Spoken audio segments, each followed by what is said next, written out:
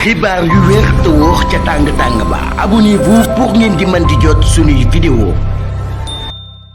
dal leen ak jàmm seen chaîne bi di Buzz 221 HD.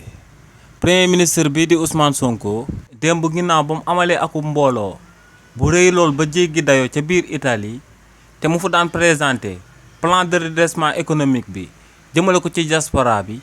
yëkkati woon na ay kàddu daal di andi ay leeral si ñi nga xam ne dañoo daal di wax que ne ba muy dem foofee ca Italie dafa boycotté réewu France te li ni mel moom moo sababoon mu daal di oowaa diaspora bi ca réewu Italie.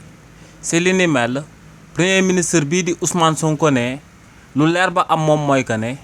moom ba muy nekk ci opposition bi musta daal di wax que ne du jokkook wala du jëflante moom ak réewu France waaye ne lum yàggoon na wax moom mooy que ne moom ak réewu France bu ñuy jokkoo wala ñuy jëflante day nekk partenariat bu gagnant-gagnant dootuñ nangu réewu France di jël ay jeunes di ko teg ci bopp réewu Sénégal ne li ni mel la doon wax ba muy nekk ci opposition bi te ne moom lay daal di dëggal bu baax a baax ne nag dem réewu France moom da ko yàgg daal di amal ne ba muy nekk ci opposition bi dem na lu tolloog ñetti yoon ca réewu France dafa daan amal ay activité politique am donc ne bu ootee biir Italie du pour boycotter réewu France moom moo daal di sabab li ni mel waaye ne lu leer ba am moom mooy que ne réewu Italie bu mu daal di oo diaspora bi moom moo nekkoon meilleure option bi nga xam ne moom ak waa diaspora bi ñoom ñoo àndoon daal di koy jàpp ne lu leer ba am moom mooy que ne bis bu waree teg tànkam biir France dina fa daal di teg tànkam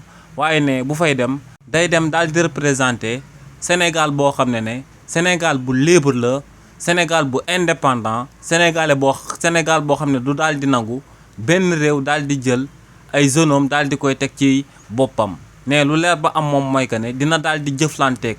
réewu France waaye ne partenariat gagnant-gagnant moom mooy dox seen diggante. xibaar yu wér te wóor ca tàng-tàng ba abonnez-vous pour ngeen di mën di jot suñuy vidéo.